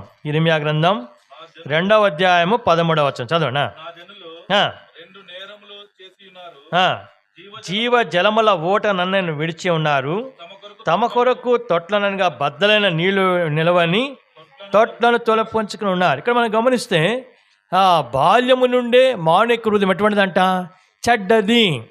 ఇర్మియా 17:9 అంటాడు, హృదయం అన్నిటికంటే మోసకరమైనది, ఘోరమైన వ్యాధి కలిగింది. మీ ప్రాంతాల్లో బాగా దొరుకుతాయి ఏంటవి, చేపలు బాగా దొరుకుతాయి కదండి. ఇప్పుడు ఒక చిన్న ఉదాహరణ చెప్తాను ఈ చేపల గురించే. ఒకసారి నేను చేపలు కొందామని మామూలు మార్కెట్కి వెళ్ళాను. మామూలు మార్కెట్కి వెళ్తే అక్కడ ఒక ఆమె చేపలు అమ్ముతా ఉంది. ఎప్పుడా ఇంకా పడతాయి, నీకు మాట్లాడకూడదు, వినండి. చేపలకు వెళ్ళాను, ఒక ఆమె చేపలు బాగా తెలిసిన ఆమె నాకు. నేను వెళ్ళేటప్పటికి నేను వెళ్ళాను, అక్కడ కొరమేళ్ళు ఉన్నాయి. కొరమేళ్ళు బతికినవి కొనుక్కుంటా, చచ్చినవి కొంటారా? బతికినవి కొంటారు కదండి. సరే, అక్కడ బతికినవి ఉన్నాయి, చచ్చినవి కూడా ఉన్నాయి. నేను బాగా ఆమెకి తెలుసుకోండి కాబట్టి, నేనంటే గౌరవం అంతా ఉంది కాబట్టి నాకు బ్రతికినవి చూపించింది. ఈ లోపల ఒక ఆయన వచ్చినాడు, బాగా ఇన్స్టంట్ చేసుకొని మంచిగా జబర్దస్త్గా వస్తే, ఆయన రాగానే ఒక చేపని ఇట్లా పట్టుకుందండి. ఈ చెయ్యి ఇక్కడ పెట్టింది, మొప్ప వెనకాల ఇట్లా ఇక్కడికి పెట్టి ఇట్లా అంటుంది. అంటే ఆ చేప ఏమవుతుంది, వెనకాల తోక ఊగితే అన్నీ ఊగుతున్నాయి. కానీ ఏ చేప అది? చచ్చిన చేప. అర్థమైందండి. ఈ చచ్చిన చేపని ఇట్టిటాన్ని ఊపి టక్కని కవర్లేసి ముడిపెట్టి కాటా వేసి ఆయన చేతికి ఇచ్చేసింది. ఏమండి, చేతికి ఇచ్చేసింది. ఇప్పుడు ఆయన దాన్ని తీసుకెళ్ళాడు. నేను అడిగినా, ఏమ్మా చచ్చిన దాన్ని అట్లా చేసావే, ఆయన అట్లా చేయొచ్చాను అంటే, సార్ మా పొట్ట కోసం ఏమైనా చేస్తాం సార్ అన్నది. ఇప్పుడు గమనించండి, మోసం అనేది చేపలో ఉందా, ఆమెలో ఉందా? ఆమె యొక్క హృదయంలో ఉంది. అర్థమైందండి. ఇప్పుడు ఆ హృదయం ఎటువంటిది అంటది చెప్పండి? చెడిపోయినది, మోసకరమైనది. కాబట్టి భీకర ధ్వనిగల పాడైన ఎడారంటే అంటే మన యొక్క హృదయం అనమాట. ఇప్పుడు మనం చూడడానికి చాలా మంచిగా ఉంటాం కదండి, చాలా చక్కగా ఉంటాం. కానీ మనకు వచ్చే ఆలోచనలు ఎలా ఉంటాయి ఏమండి? ఇప్పుడు సెల్ ఫోన్లు వచ్చేసినాయి కదండి. ఇప్పుడు ఎక్కడి నుంచి నేను అమెరికా మాట్లాడతాను, ఎక్కడి నుంచి అమెరికా మాట్లాడతాను. అమెరికాలో ఉన్న వాళ్ళు నన్ను చూస్తారు, నేను వాళ్ళని చూసి ఫోన్లో మాట్లాడతాం. ఎటువంటి కనెక్షను ఉందా లేదా? ఏ కనెక్షన్ అవసరం లే, ఆన్ చేసుకుని మాట్లాడుకోవచ్చు. ఇప్పుడు కొత్త ఒక మిషన్ వచ్చింది అనుకుందాం. ఎలాంటి మిషన్ అంటే, ఆ మిషన్ నా జోలో పెడతారు, ఇట్లా మైక్ పెడతారు, మీరు ఎంతో కూర్చుంటారు, ప్రక్కన నా భార్య నా పిల్లలు కూడా కూర్చుంటారు.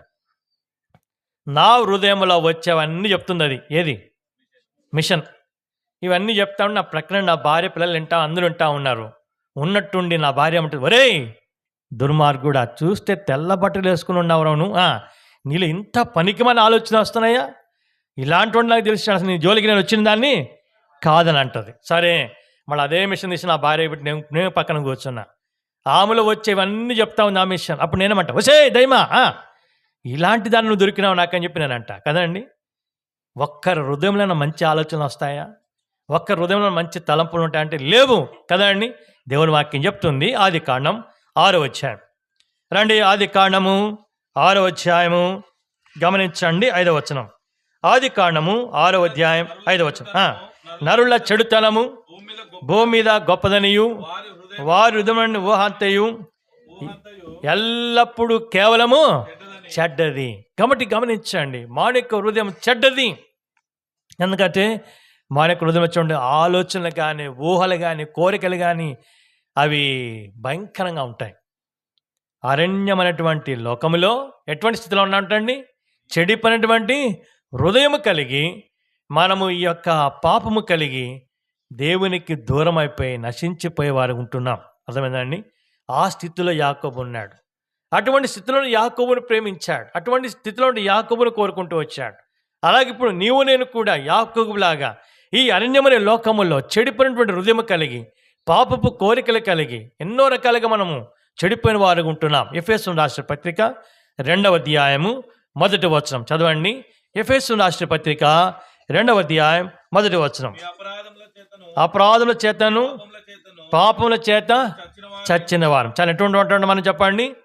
అపరాధముల చేత, రెండవదిగా పాపముల చేత. ఇక్కడ కూర్చున్న వాళ్ళు ఎవరైనా సరే నేను పాపం చేయలేదండి, అసలు పాపం అంటే ఎట్లా ఉండో నాకు తెలియదు చెప్పండి.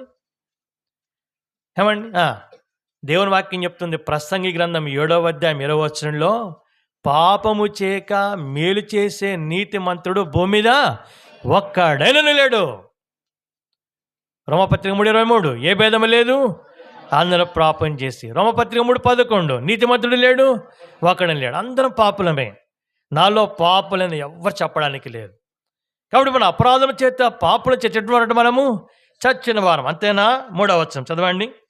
3వ వచనం, మనమందరమును శరీరమక్కయు మనస్సు యొక్కయు ఏ నెరవేర్చుకుంటా ఉంటాం మనము? 2 మాటలు చెప్పాడు అక్కడ, శరీరం యొక్కయు, రెండవదిగా మనసు యొక్క కోరికలు నెరవేర్చుకుంటూ చదవండి, మన శరీరాశను అనుసరించి ప్రవర్తించు కడమ వారి వలనే స్వభావ సిద్ధముగా దేవుని యొక్క ఉగ్రత మనం ఎలా ఉన్నట్టు మనము పాత్రలుగా ఉన్నాం. గమనించండి, ఈ మొదటి వచనం, 2వ వచనం, 3వ వచనంలో 3 మాటలు మీకు నేను జ్ఞాపకం చేస్తాను. ఒకటి, అపరాధముల చేత పాపల చేత చచ్చిన వారము. చెప్పండి, ఎటువంటి వారు మనము? అందరూ చెప్పండి. అపరాధముల చేతను పాపల చేతను చచ్చిన వారము. ఇప్పుడు అందరూ చెప్పండి గట్టిగా. రెండవదిగా దేవునికి విరోధులము.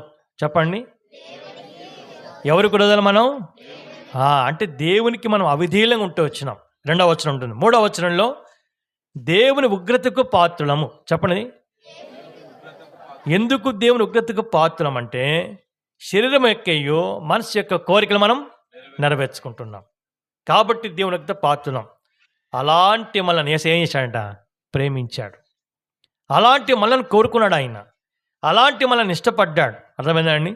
అలాంటి మనల్ని యేసయ్య ఇష్టపడి మనల్ని కోరుకొని మనం ప్రేమించి ఏం చేశాడు? రండి, మన ద్వితీయోపదేశకాండం 32వ అధ్యాయం 10వ వచనం. ద్వితీయోపదేశకాండం 32వ అధ్యాయం 10వ వచనంలో, అరణ్య ప్రదేశములోను, రెండవదిగా భీకర ధ్వనిగల పాడేరాలను మమ్మలను ఏం చేశాడంట? కనుగొని. చాలా ఏం చేశాడు చెప్పండి? కనుగొన్నాడు. అంటే మనం ఈ భయంకర లోకములో పాపం యొక్క స్థితిలో ఉన్న మనలను, దేవుని ఉగ్రత కింద ఉన్న మనలను ఆయన కనుగొన్నాడు. లూకా 19:10 రాయబడింది, నశించిన దానిని వెదకి రక్షించుట. అంటే మనం నశించిపోతున్నాం. ఆ నశించిపోతున్న మనలను వెదికి కనుగొని ఇప్పుడు ఏం చేశాడు అని అంటే, 2వ మాట అక్కడ అంటాడు ఆవరించి. చెప్పండి, ఏం చేశాడు? దేంతో ఆవరించాడు అనేది ప్రశ్న. ఇక్కడ నేను దాని గురించి కొంచెం వివరణ మీకు ఇస్తాను. అపరాధముల చేతను పాపుల చేతను చచ్చిన వారమై దేవునికి అవధేయులమై మనము శరీరం యొక్క మనసు యొక్క కోరికలు నెరవేర్చుకుంటూ దేవుని ఉగ్రతకు పాత్రమే ఉండగా యేసయ్య మనల్ని ప్రేమించి మనము నిత్య నాశానికి నరకానికి వెళ్ళిపోవడము చూచి కనుగొని నీవు నేను ఆ యొక్క నిత్యమైన శిక్ష నుండి నరకము నుండి తప్పించబడాలని యేసయ్య తన ప్రేమతో మనల్ని ఆవరించాడు. చెప్పండి, ఎంత ఆవరించాడు? తన ప్రేమ. ఎటువంటి ప్రేమ ఇది? ఏమండి? లోకల్ ఎటువంటి ప్రేమ? ఇచ్చి పుచ్చుకునే ప్రేమ. అర్థమైందండి? నువ్వు నాకు ఇస్తే నేను ప్రేమిస్తాను, నాకు ఇవ్వకపోతే ప్రేమించాను. ఈనాడు చాలామంది చూస్తుంటాము, ప్రేమ ప్రేమ అని వెంటబడతారు. కొంతకాలం తర్వాత అదే ప్రేమించిన వ్యక్తి ఏం చేస్తారు? ఆ వ్యక్తిని చంపేస్తున్నారు కదండి. ఎన్నెన్నో వింటా ఉన్నాం మనం. లోక సంబంధమైన ప్రేమలన్నీ కూడా అలా ఉంటాయి. కానీ దేవుని ప్రేమ అటువంటిది కాదు. ఆయన ప్రేమ ఎటువంటిది అంటే, యెహోవానగు నేను మార్పు లేని వాడు అంటాడు. ఆయన ప్రేమ మార్పు లేనిది. ఇంకొక మాట ఏమంటాడంటే, తల్లిన మర్చినిగా నేను మిమ్మను మరవని ప్రేమ. యోహాను సువార్త 13:1 యేసు తన వారిని అంతవరకు ప్రేమించాను అంటే సంపూర్ణంగా ప్రేమించాను అంటాడు. అంటే ఆయన ప్రేమ అంతవరకు నిల్చుండే ప్రేమ, మారని ప్రేమ, మరవని ప్రేమ, అంతవరకు నిల్చుండే ప్రేమ. అంత మాత్రమే కాదు, మన కొరకు ప్రాణాన్ని త్యాగం చేసిన ప్రేమ. మన కొరకు ఏం చేశాడంటే ప్రాణమును త్యాగం చేశాడు. ఆయన ప్రేమ అసమానమైనది. అటువంటి ప్రేమతో మనల్ని ప్రేమించి ఈనాడు నీవు నేను పాపిగా దోషిగా దేవుని దగ్గర నిలబడితే ఆయన ప్రేమతో మనల్ని ఆవరించి ఏం చేశాడనంటే 2వ కొరింథీ పత్రిక 5వ అధ్యాయం 20వ వచనంలో మనము దేవుని నీతి అయినట్లుగా ఆయన మన కొరకు పాపంగా చేయబడ్డాడు. చెప్పండి, ఏం చేయబడ్డాడు? ఆయన మన కొరకు ఏం చేయబడ్డాడు? మనం ఏం కావాలంట? దేవుని యొక్క నీతిగా. దేవుని నీతి ఆయన మన కొరకు పాపంగా చేయబడ్డాడు. ఆయనలో పాపము లేదు. బైబిల్ గ్రంథంలో చూస్తే ఆ హెబ్రీ పత్రికలో అంటాడు, ఆయన పవిత్రుడు, నిర్దోషి, నిష్కల్మషుడు, పాపుల చేరక ప్రత్యేకం ఉన్నవాడు. ఆయన నీ కొరకు నా కొరకు పాపంగా చేయబడ్డాడు. రెండవదిగా గలతీ పత్రిక 3:15 ఆయన మన కొరకు శాపంగా చేయబడ్డాడు. యెషయా గ్రంథం 53:12 మన కొరకు అతిక్రమం చేయవారిలో ఒకడిగా ఎంచబడ్డాడు. ఎంచబడి ఏం చేశాడు? నీకు బదులుగా, నాకు బదులుగా మనందరి స్థానంలో యేసయ్య మన పాపలన్నీ కూడా తన మీద వేసుకొని ఆ శిలువ మ్రాను మీద చెప్పండి ఏం చేశాడండి? 3 మేకల మీద వేలాడినాడు. ఎన్ని మేకల మీద? 3 మేకల మీద వేలాడుతూ వచ్చాడు. ఈ సందర్భంగా ఒక చిన్న విషయం మీకు నేను జ్ఞాపకం చేస్తాను. రండి, నిర్గమకాండము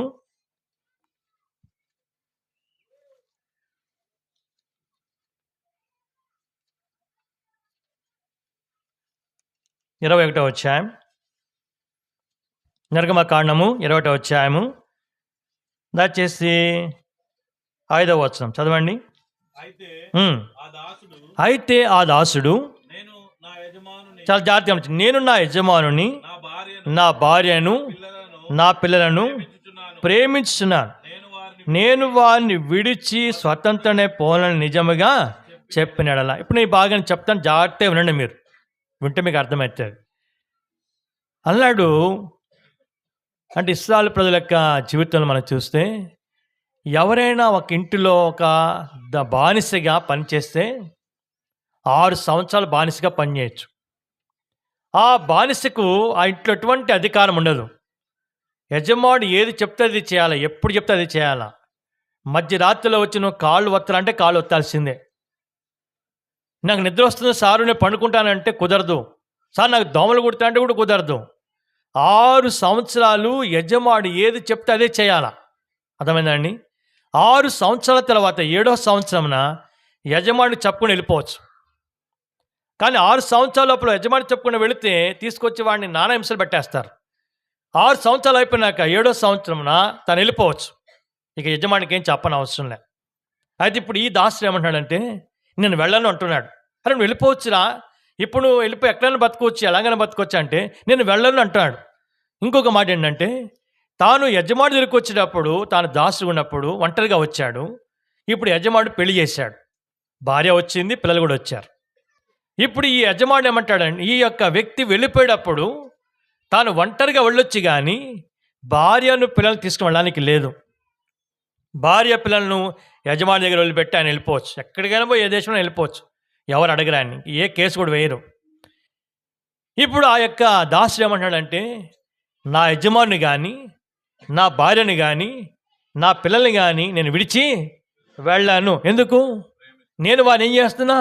ప్రేమిస్తున్నాను అంటాడు. అవునా, సరే ప్రేమిస్తున్నా మంచిదే. నువ్వు నిజంగా ప్రేమిస్తున్నావని మాకు ఎట్లా అర్థమవుతుంది?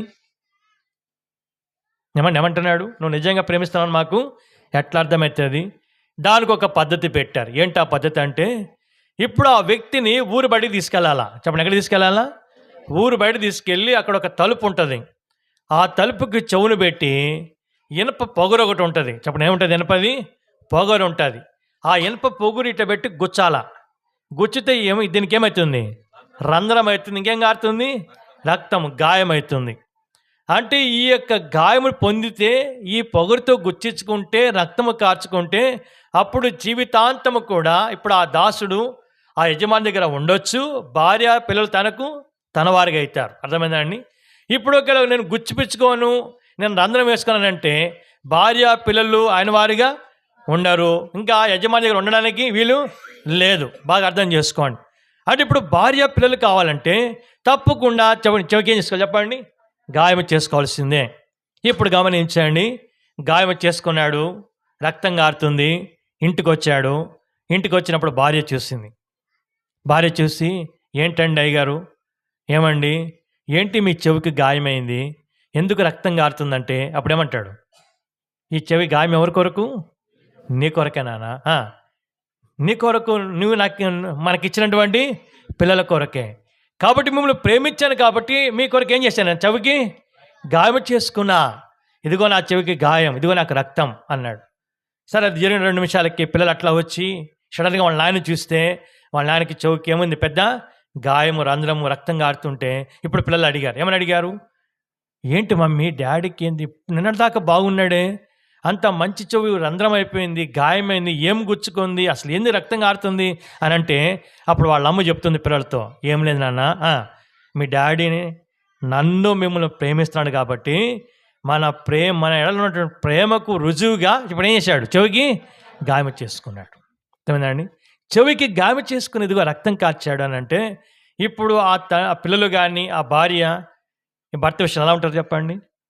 నా కొరకు నా భర్త ఏం చేశాడు, ఇంత క్రయం చెల్లించాడు. పిల్లలు ఏమనుకుంటారు, నా పిల్లలు ఇంత, మా డాడీ ఇంత మా కొరకు ఇంత క్రయం చెల్లించాడు అంటారు. గమనించండి. అలానాడు ఆ దాసుడు తన భార్య పిల్లల కొరకు చెవికి మాత్రమే చెప్పండి ఏం చేశాడు, రంధ్రం వేసుకున్నాడండి.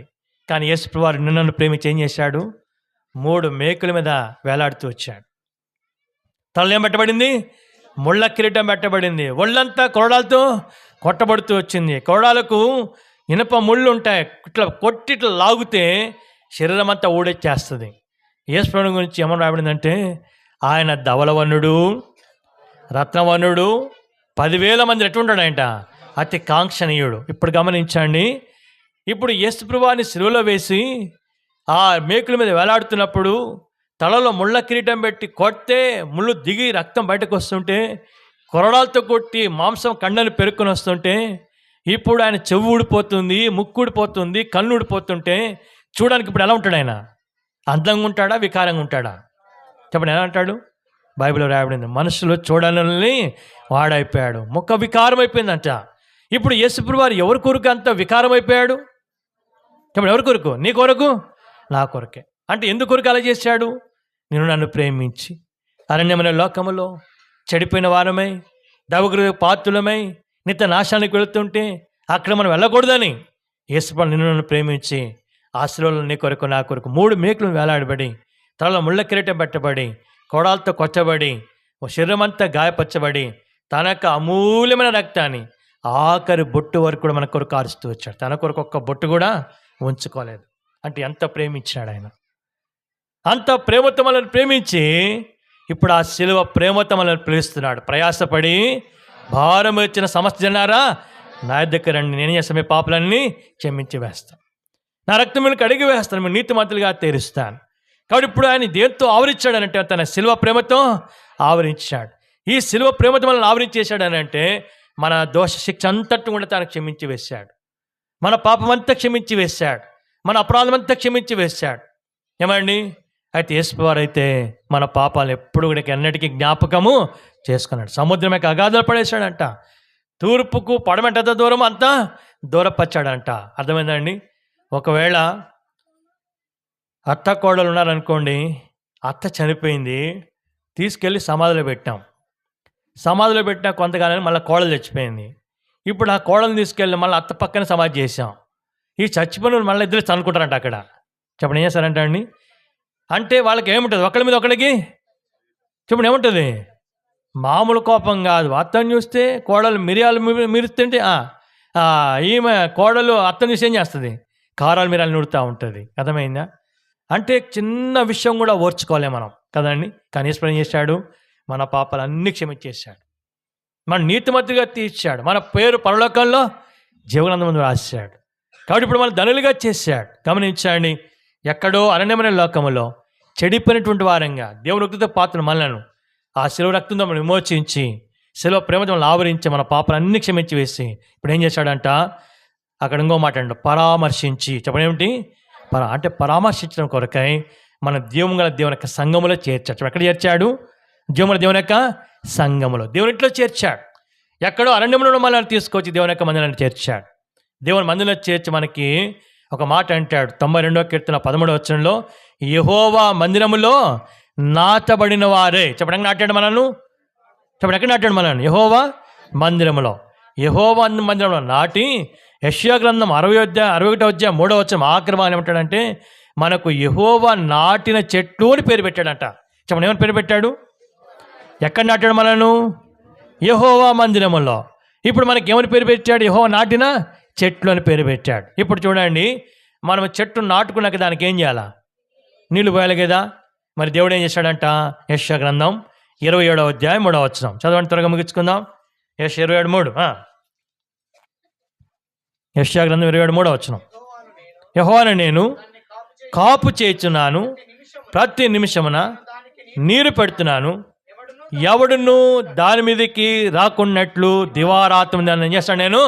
చూడండి, దేవుని యొక్క సంఘంలో చేర్చినాక ప్రతి నిమిషం నీరు పెట్టడం దేవుని యొక్క వాక్యం పంపిస్తున్నాడు మనం. రెండవది మనం కాపు చేస్తున్నాడు.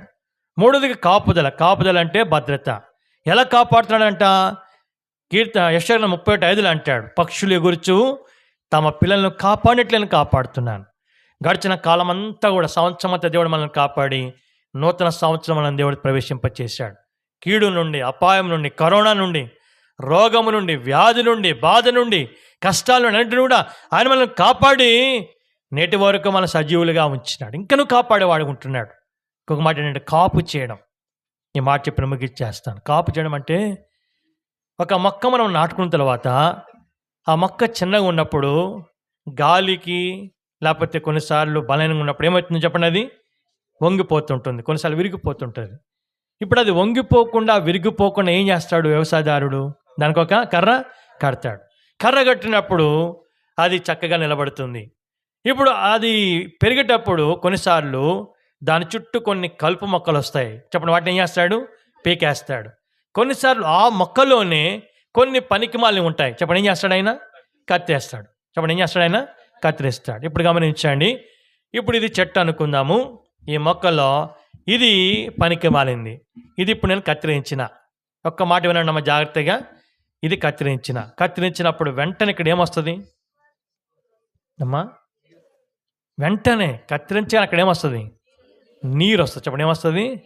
నీరు. అది మనకేం చెప్తుందంటే, మనం దేవుని యొక్క మందిరం మనం నాటపడిన తర్వాత ప్రతిదినము కూడా దేవుని యొక్క వాక్యంతో మనం నీరు పెట్టడం మాత్రమే కాదు, మనల్ని కాపాడు మాత్రమే కాదు, అప్పుడప్పుడు చెప్పండి ఏం చేస్తాడు? కత్తిరిస్తాడు. చెప్పండి, ఏం చేస్తాడు?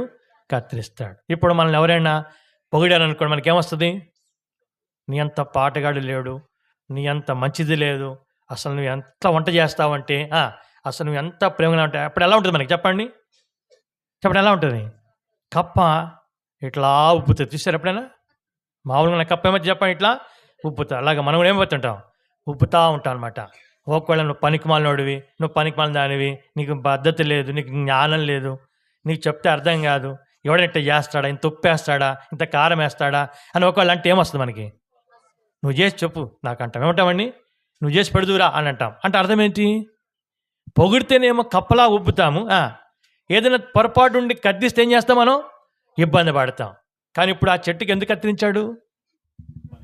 చెప్పండి. ఇది కత్తిరించకపోతే ఈ చెట్టుకి ఏముండదు? దీన్ని బలమతి తీసుకుంటుంది. ఈ చెట్టుకు బలం ఉండదు, ఇది సరిగ్గా ఎదగదు, దీంట్లో ఫలాలు రావు. అర్థమైందా? అలాగనే మందిరంలో సంఘంలో చేర్చిన తర్వాత దేవుడు తన యొక్క దాసుల ద్వారా, తన సన్నిధి ద్వారా, తన వాక్యము ద్వారా, ఆత్మ ద్వారా మనల్లో దేవునికి కానిది ఏదైనా ఉంటే ఏం చేస్తుంటాడు? ఆయన కత్తిరిస్తాడు. చెప్పండి, ఏం చేయాలి అప్పుడు మనం? బాధపడకూడదు. చెప్పండి, ఏం చేయకూడదు? బాధపడకూడదు, ఇబ్బంది పడకూడదు. దాన్ని మనం స్వీకరించాలి సంతోషంగా. ఒక చిన్న ఉదాహరణ చెప్పి ముగిచ్చేస్తాం. మా నాన్నగారు ఉన్నంతకాలం నేనేమనుకున్నాను, ఎప్పుడు చచ్చిపోతాడా అనుకునేవాడిని. చెప్పండి, ఏమనుకునేవాడిని? ఎప్పుడు చచ్చిపోతాడా అని. అంటే మా నాన్న అంటే నాకు ఇష్టమే, ప్రేమే, గౌరవం అన్నీ ఉన్నాయి. కానీ ఆయన తిట్టే తిట్లు, ఆయన అరిసే అరుళ్ళు, ఆయన చెవులు పిండేది, చెంపలు కొట్టేది, ఇవన్నీ నాకేం లేదు. చెప్పండి, ఇష్టము లేదు. అందుకని ఏమనుకున్నాను అంటే, ఎప్పుడు చచ్చిపోతాడా ముసలోడు. ఆయన ముసలోడు ఏం కాదు, కానీ ఏమనుకున్నాను నేను, ఎప్పుడు చచ్చిపోతాడా అనుకునేవాడు అనమాట. అంటే మా నాన్నగారు ఒక పాట పాడేటప్పుడు పాట తప్పు పాడినా కొడతాడు, వాయించేటప్పుడు ఒక తప్పు వాయించినా కొడతాడు, సాప సరిగ్గా అయిపోయినా కొడతాడు. ఇంకా ఎయిర్ కటింగ్ వెళ్ళి వచ్చినాక ఎయిర్ కటింగ్లో కూడా ఇక్కడ ఎక్కువ ఉంటే కొడతాడు. బట్టలు కుట్టించినప్పుడు తేడా వస్తే అక్కడ కొడతాడు. పుస్తకాలు ఉన్నట్టుండి తెరిచి ఆయన అడిగిన ప్రశ్నకు జవాబు చెప్పకపోతే అక్కడ కొడతాడు. కూర్చున్న కాడ కుడతాడు, నిలబడినప్పుడు కొడతాడు, నడిచేటప్పుడు కొడతాడు, సైకిల్ దొక్కినప్పుడు కొడతాడు, అన్నిటికీ కొట్లే.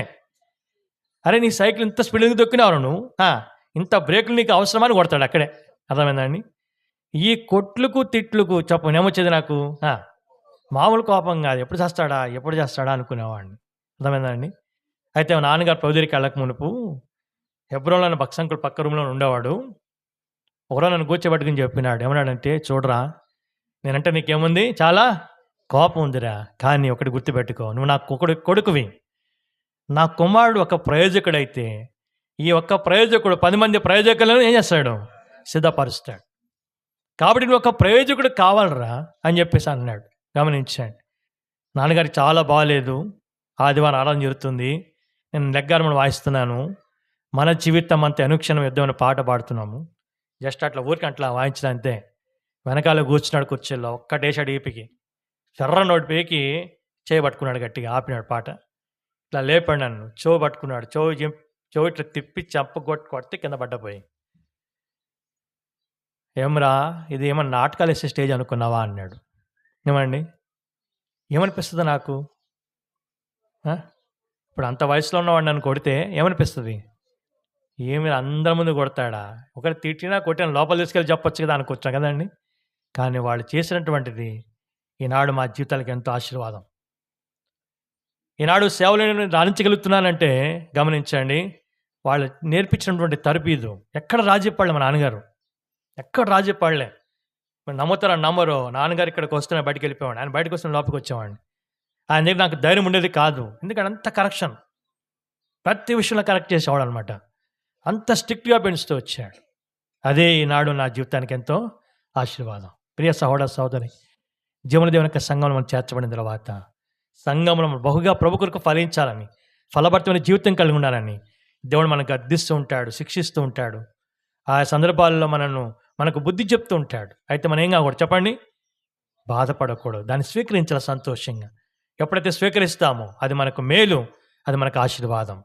దేవుడు యాకోబును కోరుకున్న యాకోబు అరణ్యంలో ఉన్నాడు, చెడు పరిస్థితులు ఉన్నప్పుడు కనుగొన్నాడు, శిలువ ప్రేమతో ఆవరించాడు, తీసుకొచ్చి మందిరంలో నాచాడు, నీరు పెట్టాడు, కాపు కాస్తున్నాడు.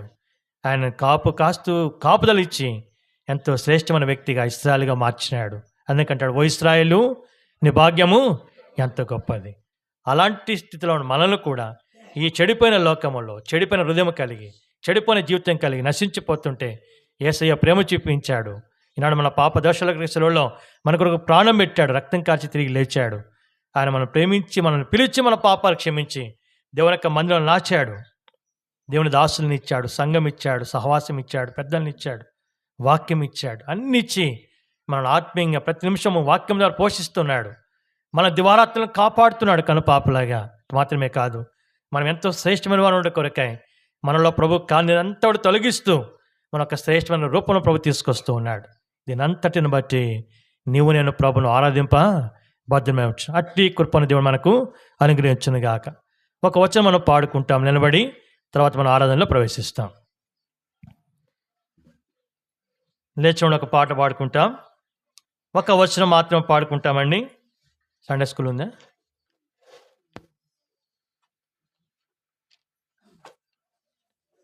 నూట 57వ పాట, 157వ పాట, పాత పుస్తకాలు 155, మొదటి వచనం ఆఖరి వచనం మాత్రం పాడుకుంటాం.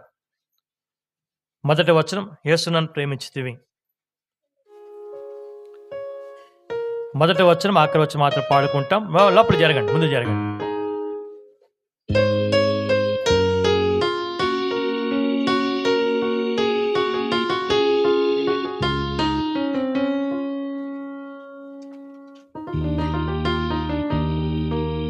యేసు నన్ను ప్రేమించితివి,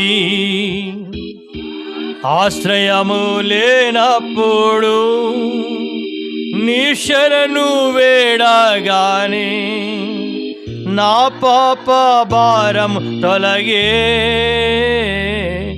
యేసు నన్ను ప్రేమించితివి, ఏ దూరమైతే నీకు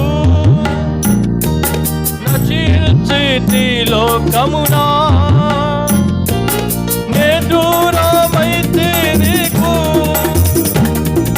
నశించితి లోకమునా, నేను గ్రహించలేదు నీ హృదయ ప్రేమను. యేసు నన్ను ప్రేమించితివి, ఆశ్రయము లేనప్పుడు నీ శరణు వేడగానే నా పాప భారము తొలగే. యేసు నన్ను ప్రేమించితివి, పరిశుద్ధులలో చేర్చి పరమాస్వాచ్యమునిచ్చి, పరిశుద్ధులలో చేర్చి పరమాస్వాచ్యమునిచ్చి, పూర్ణాధికారమునిచ్చి పరలోకము తెరచితివి. యేసు నన్ను ప్రేమించితివి, ఆశ్రయము లేనప్పుడు నీ శరణు వేడగానే నా పాప భారము తొలగే. యేసు నన్ను ప్రేమించితివి. దయచేసి కూర్చోనండి, ఆరాధన ప్రవేశిస్తాం. దయచేసి దేవుని ఆత్మీయత ప్రేరేపించబడిన వారు ఆరాధించండి. మొట్టమొదటిగా సండే స్కూల్ టీచర్, తర్వాత ఒక సంవత్సరం క్లుప్తముగా బిగ్గరగా ప్రభుని ఆరాధించండి. ఆరంభించండి, సమయం పోనివద్దు.